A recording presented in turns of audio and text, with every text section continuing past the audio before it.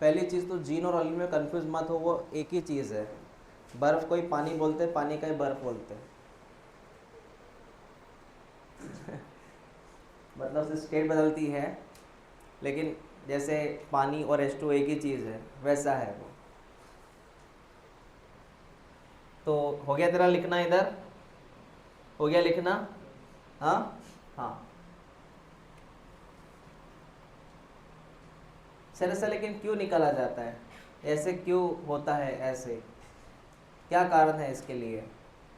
सुन बेटा, इसलिए निकाला जाता है कि एक कॉलोनी है, उस कॉलोनी में अम, उस कॉलोनी में येलो कलर के फ्लावर है। कौन से फ्लावर है? येलो कलर के फ्लावर है। और उसी कॉलोनी में रेड कलर के फ्लावर है। बराबर है? कौन से फ्लावर है? रेड कलर के फ्लावर है।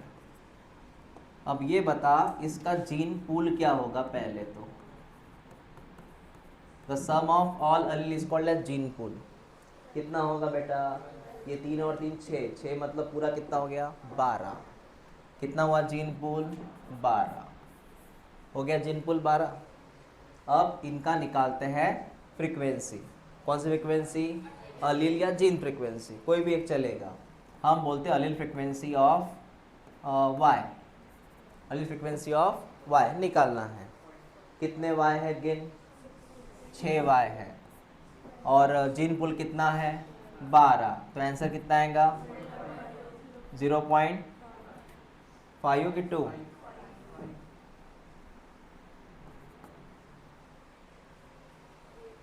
बराबर है। तो ये 0.5 कौन निकली? अलील फ्रीक्वेंसी। किसकी? वाई की। समझ में आया? उसी तरह allele frequency of red colour same कितना निकलेगा? 0.5। क्लियर है बेटा? अब क्या होता है, ये सब कांस्टेंट है, वाई जितने हैं उतने ही रेड है। अब हुआ क्या वहाँ पे? कोई इंसान आया, या जानवर आया, उसने क्या किया? येलो कलर के फ्लावर तोड़ दिए। कौन से फ्लावर तोड़ दिए? येलो कलर के फ्लावर तोड़ दिए। आपको नहीं लगता येलो कलर के फ्लावर टूटने से सबसे पहले कौन चेंज होगा? हुआ ना चेंज? मतलब किसी के आने से, फूल को तोड़ने से, या फिर इसमें किसी की और एंट्री होने से, या यहाँ से कोई निकलने से, एक तो एंट्री होने से या फिर निकलने से कौन चेंज होगा? और एक चेंज होगा, कौन? फ्रीक्वेंसी। समझ में आया? मतलब एक पॉपुलेशन रहता है जिसमें 100 लोग रहते हैं, पॉपुलेशन स्टेबल है। लेकिन अगर इस पॉपुलेशन में कोई आता है, यहाँ से कोई जाता है, तो अल्टीमेटली पॉपुलेशन अनस्टेबल हो जाता है। क्या हो जाता है? अनस्टेबल। मैं वो बात कर रहा हूँ, पॉपुलेशन अनस्टेबल स्टेबल की बात कर रहा हूँ मैं। क्लियर हुआ? अरे समझ में आया? ये अपना क्लास है, ठीक है, ये अपना क्लास है। इसका जीन पूल मैंने निकाला। एग्जाम्पल, कितने जन हैं? जो भी जन हैं, हम 40 जन हैं। क्लास का जीन पूल कितना निकला? 40। रोज़ 40 जन आते क्या? अगर रोज़ 40 जन आ रहे हैं, इसका मतलब हमारा जीन पूल स्टेबल है। क्लास का पॉपुलेशन कैसा है? स्टेबल है। लेकिन अब पता है एग्ज़ाम का दिन आने दो, जीन पूल की वाट लग जाएंगी। जिस दिन पेपर रहता है ना, उस दिन जीन पूल प्रॉब्लम में आ जाता है, क्योंकि पॉपुलेशन स्टेबल रहता है क्या? नहीं। समझ में आया तुझे? तो हार्डी वेलमर का पूरा जो ये है फोकस, वो पॉपुलेशन पे है, पॉपुलेशन स्टेबिलिटी पे है। ओके, तुझे पहले ये समझ में आया कि व्हाट इज़ अलील फ्रीक्वेंसी? समझा कि नहीं समझा? पहले बता, समझ में आया क्या? हाँ। तो उन्होंने हमें से ये बताया कि इसका स्टेटमेंट लिख। इन दोनों ने क्या बोला था? हार्डी वेलबर्ग ने क्या बोला? लिख ले बेटा। उनका स्टेटमेंट क्या है? They state that allele frequency allele frequency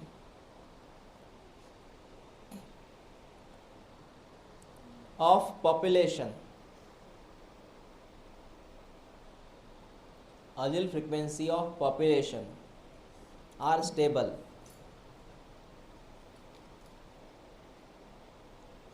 Allele frequency of population are stable and constant from generation to generation. From generation to generation.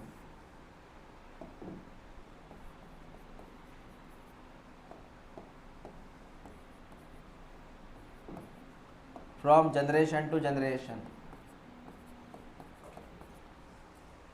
इनका बोलना ऐसा है कि ये कॉलोनी है, इसमें येलो कलर के फ्लावर है और लाल कलर के फ्लावर है।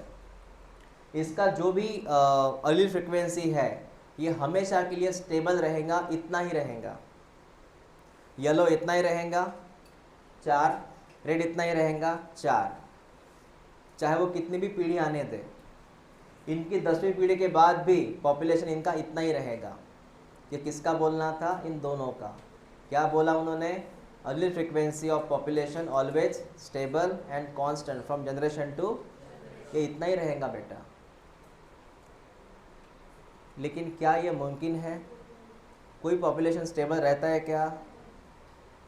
ये सिर्फ थ्योरेटिकल है, ये सिर्फ लिखने वाली बात है कि ये स्टेबल रहेगा, लेकिन ऐसा नहीं रहता। पॉपुलेशन में स्टेबिलिटी नहीं रहती। ओके बेटा, ये उनका बोलना था कि ऐसा ऐसा हो सकता है।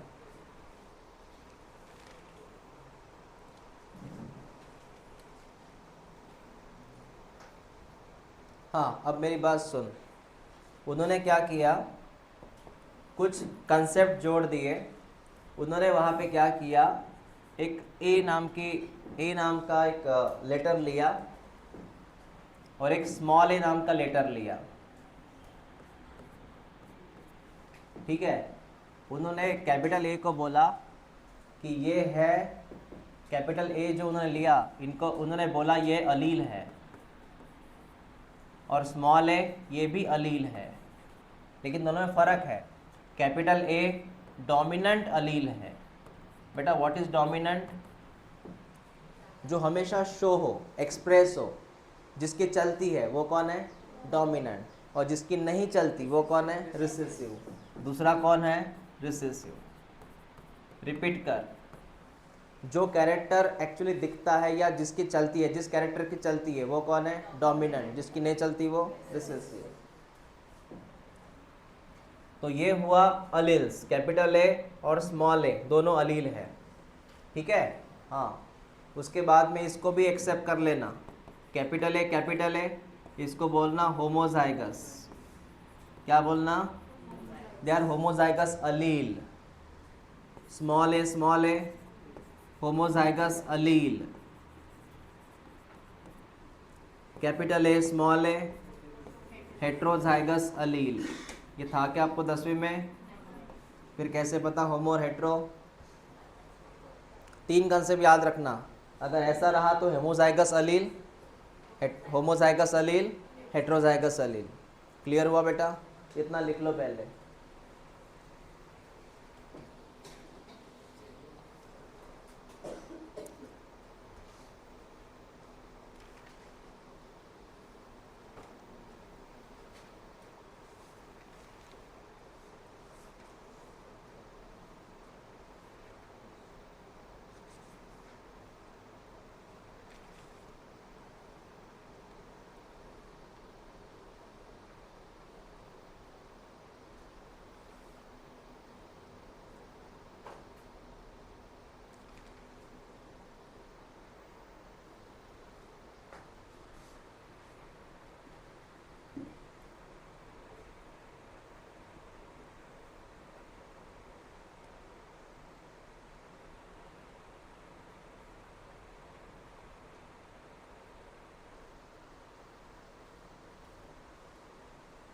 हो गया लिखना तेरा?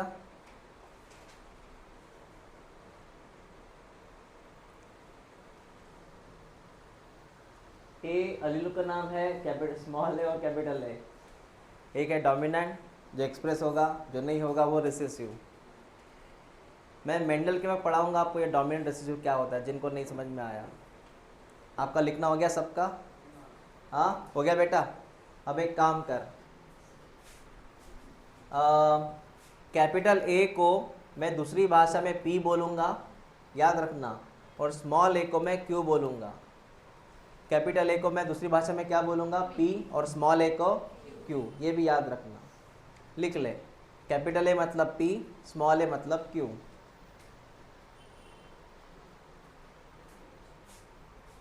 कैपिटल ए मतलब पी, स्मॉल ए मतलब Q.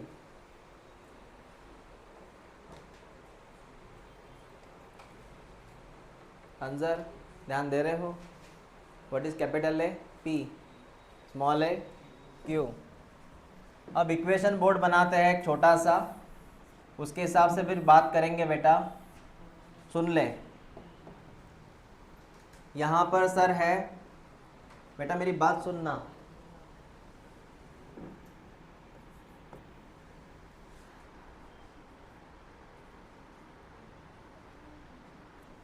Capital A small A, capital A small A, मैंने पहले इसे अरेंज किया। तूने कभी 10th में सॉल्व किया ऐसा कुछ? 9th में किया है। मतलब इस तरफ तूने लिया कैपिटल ए स्मॉल है, उस तरफ लिया कैपिटल ए स्मॉल है। अब इनको क्रॉस कर, यहाँ पे क्या आएगा बता? इधर का है, इधर का है, आया क्या? ओके। इधर क्या आएगा बेटा? इधर से कौन आएगा? कैपिटल ए, इधर से स्मॉल ए। ठीक है सर। इधर से बेटा, हाँ तो पहले कैपिटल क्या आएगा, बाद में स्मॉल ए। इधर क्या आएगा बेटा? है ना इतना? ओके। तो तेरा इक्वेशन क्या है बता? कैपिटल ए का मतलब ये पहला, क्या मैं इसको ऐसा लिख सकता हूँ? बताना। देख पहला बॉक्स देख, ए का मतलब ए स्क्वायर, बराबर है? अरे क्या ए स्क्वायर प्लस ये 2 बार है ना, टॉइस कैपिटल ए स्मॉल ए, बराबर है? अरे टॉइस बराबर लिखा मैंने। और ये क्या है? ओके। तो ये क्या है sir? Capital A square twice capital A small A और स्मॉल ए स्क्वायर। इक्वेशन है बेटा, इक्वेशन, पॉपुलेशन का इक्वेशन है। ये पॉपुलेशन है पूरा, ये पूरा कौन है? पॉपुलेशन। ये पूरा पॉपुलेशन है। ये पूरा कौन है? ये पूरा पॉपुलेशन है बेटा।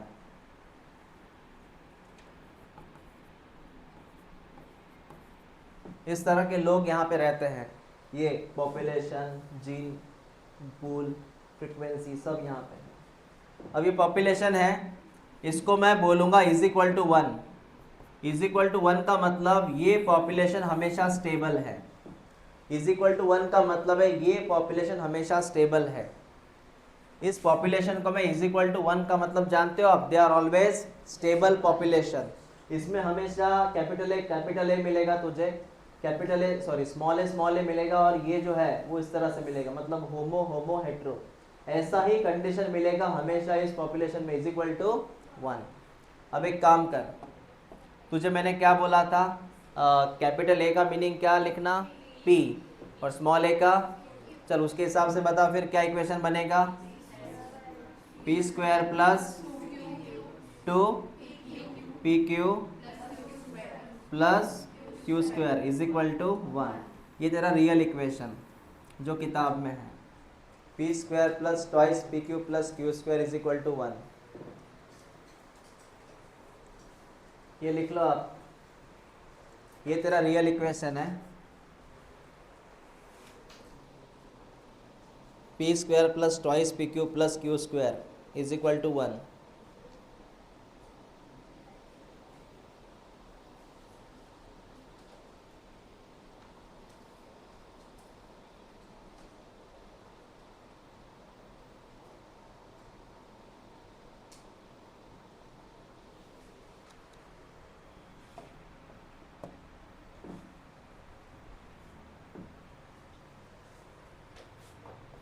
इसका मीनिंग क्या है सर?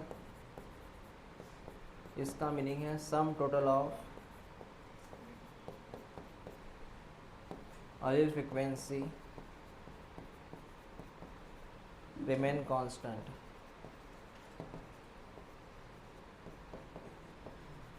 इस बॉक्स का मीनिंग लिख ले।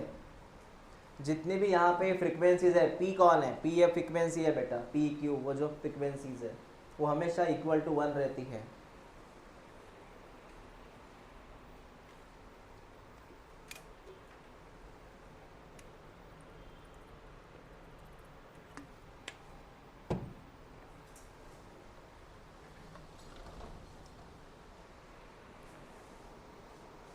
ये फ्रीक्वेंसी हमेशा इज इक्वल टू 1 रहती है।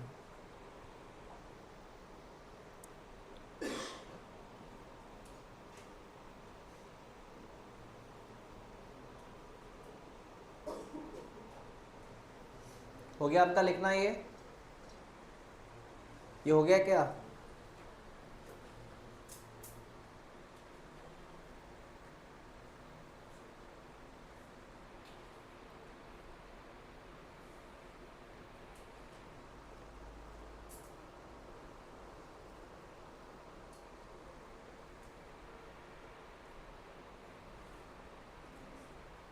हाँ, मैंने अभी कौन सा इक्वेशन लिखा था? P square plus 2pq plus is equal to, ये आपकी है allele फ्रिक्वेंसी। इसका सिंपल मीनिंग है इज इक्वल टू 1 का मतलब होता है बेटा, इसका मीनिंग होता है कि ये चीज़ कांस्टेंट है, आपका फ्रीक्वेंसी कांस्टेंट है, पॉपुलेशन, इसका सिंपल मीनिंग है आपका पॉपुलेशन कांस्टेंट है।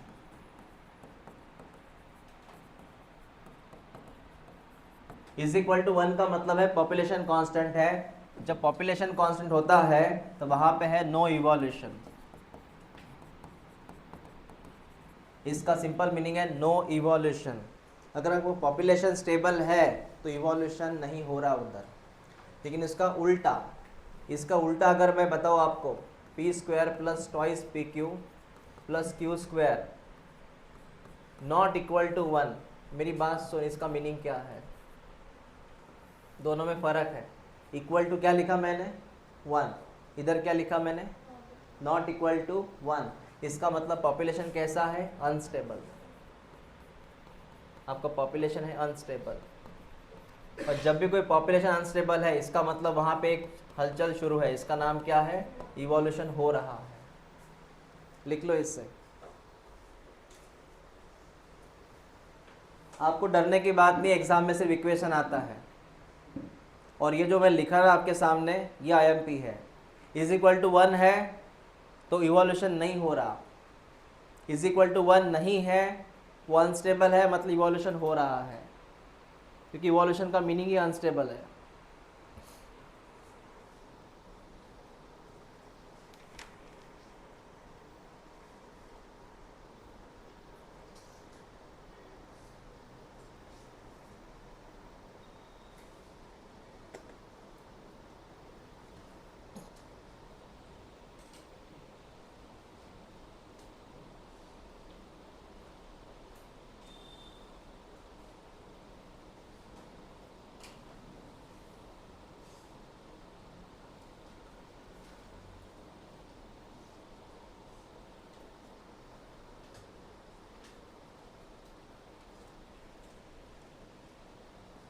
समझ लो मी काय लिहिलंय?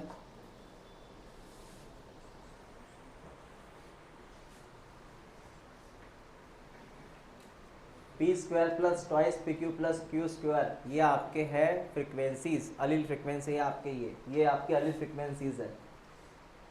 अगर ये फ्रिक्वेंसी स्टेबल है, इज इक्वल टू 1 है, इसका मतलब पॉपुलेशन आपका स्टेबल है, तो आप में इवोल्यूशन नहीं हो रहा।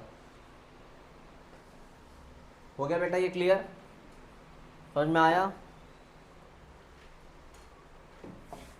सर एक बताइए, इवोल्यूशन कब होगा और कब नहीं होगा? जैसे मैंने बोला ना अभी, P प्लस क्यू, बस इतना ही लिखूंगा मैं, P plus Q is equal to अगर 1 है,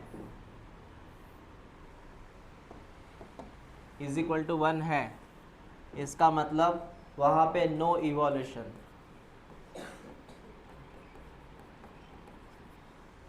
लेकिन अगर मैंने इधर एक बक्सा लिखा और लिखा P plus Q is equal to not is equal to 1, इसका मतलब वहाँ पे क्या हो रहा है?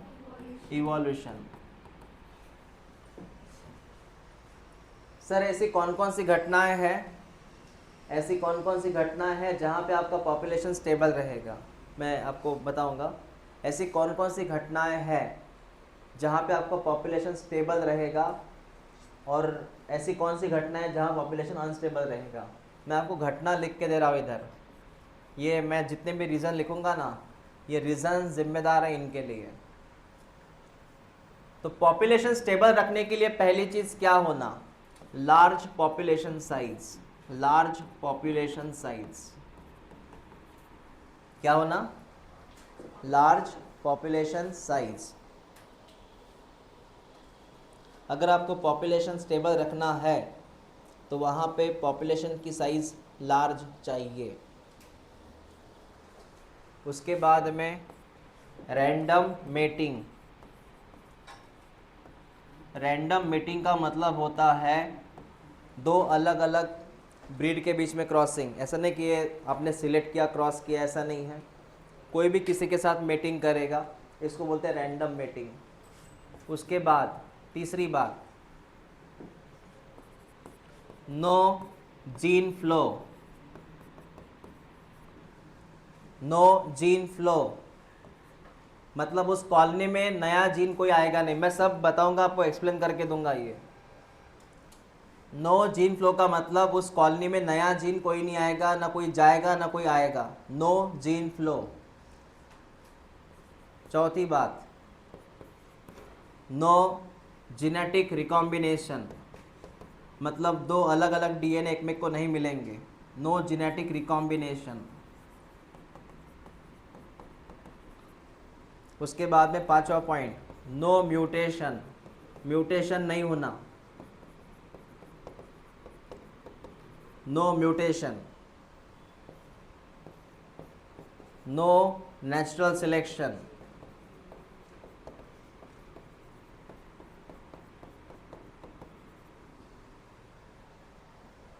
और लास्ट पॉइंट सातवां, नो जेनेटिक ड्रिफ्ट। ये बताऊंगा मैं क्या रहता जेनेटिक ड्रिफ्ट। तो सिर्फ ये जो पॉइंट है वो नहीं होने चाहिए। और इसके अपोज में इवोल्यूशन कब होगा सर? जब मैं कुछ पॉइंट लिखूंगा। इवोल्यूशन कब होगा सर? जब पॉपुलेशन का साइज स्मॉल हो। Small size population. Selective mating.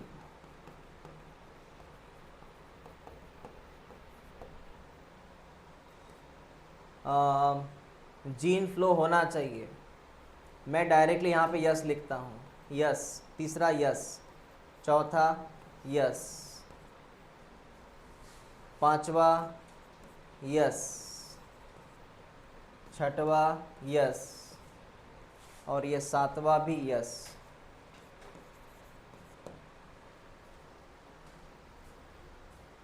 आप टेंशन मत लो, ये जितने मैंने पॉइंट आपके सामने लिखे हैं ये सबको मुझे एक्सप्लेन करना है। फिलहाल पॉइंट लिखे मैंने, सबको एक्सप्लेन करना है बेटा इनको।